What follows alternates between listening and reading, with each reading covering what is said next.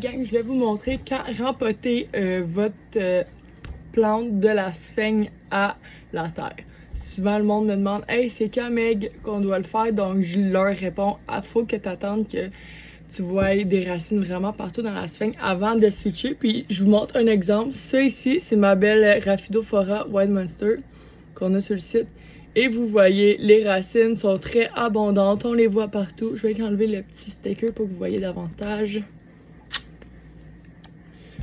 Donc, comme vous voyez, les racines sont super en santé et sont très abondantes. Bon, ben, c'est dans ce cas-là qu'on est prêt de rempoter de la sphaigne à la terre.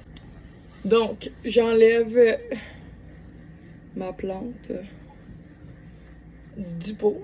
Là, ça, c'est 2,5 pouces, donc je vais rempoter après dans du 3.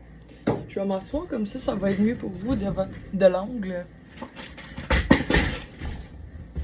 Yes. Donc, ensuite, j'enlève toute la sphaigne.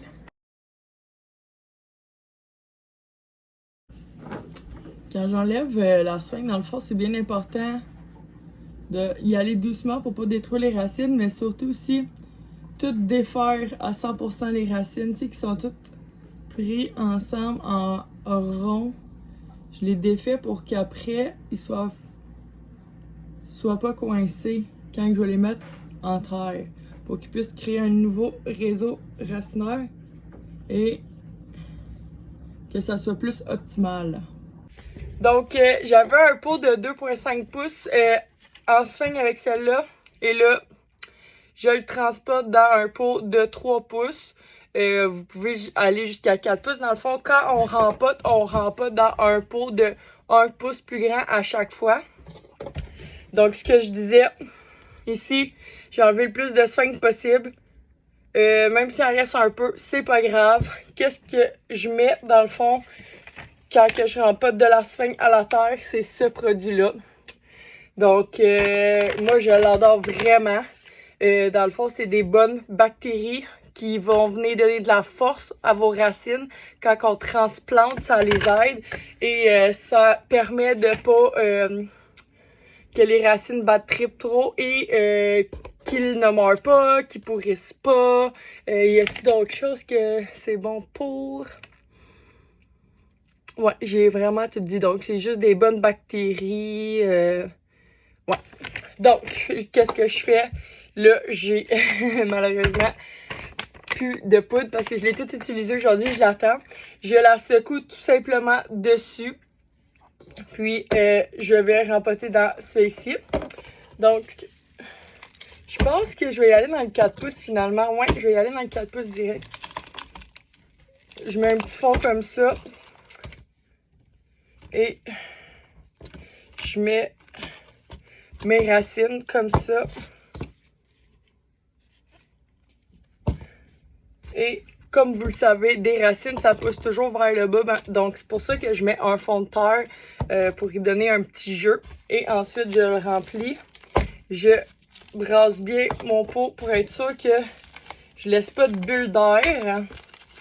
Et là, tu sais, comme j'utilise mon mélange Chunky Mix, qui est un mélange de terre normale pour plantes tropicales mélangé avec de la perlite, des copeaux d'orchidées, du charbon noir, ainsi que de la perlite, je pense que je l'ai dit. C'est comme ça. Puis, baie d'argile à l'intérieur. Et j'ai-tu d'autres choses? Non, c'est ça. En vente chez nous, super, c'est beau mix-là. Et j'y vais. Dans le fond, je mets de la terre jusqu'au dernier point de croissance. Donc, ça veut dire, ici, vous voyez ma petite ligne, c'est la dernière jonction, point de croissance qu'il y a. J'en mets pas plus haut que ça parce que la prochaine feuille qui va se développer, je veux pas qu'elle pourrisse ou qu'elle sorte. Des fois, on voit ça comme avec du noir. La nouvelle tige, ben c'est à cause que justement, il y a trop d'humidité ou de l'eau qui s'est incorporée. Je taponne un petit peu légèrement, là, je pèse pas fort. Puis, vous voyez là, mon terreau comme ça ici. Bien fait. Pas de bulle d'air. Et là, je vais venir le tremper. Et où mon engrais est juste ici. Moi, j'ai un mélange d'engrais déjà tout préfait. comme ça. Donc, je vous montre ça super.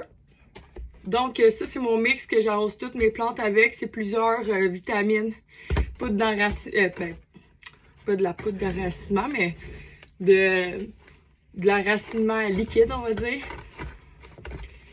Donc, je mets ça ici.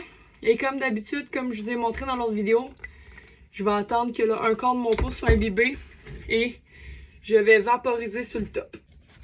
Donc, on voit ici, j'ai bel arrosé un quart environ du pot. Donc, ça ici. Et puis là, je vais venir vaporiser le dessus.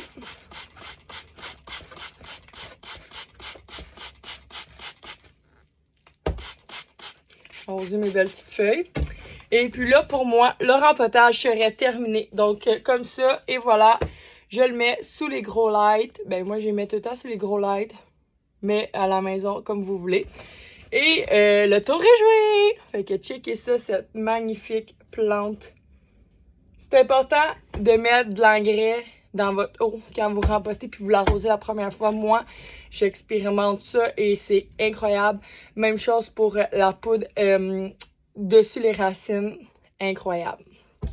Ça fait toute la différence pour avoir un rempotage sans pourrir les racines, genre rot. Donc, j'espère que ça va vous aider, cette petite vidéo-là. Puis si vous avez des questions, ben, je suis là. Écrivez-moi sur Instagram.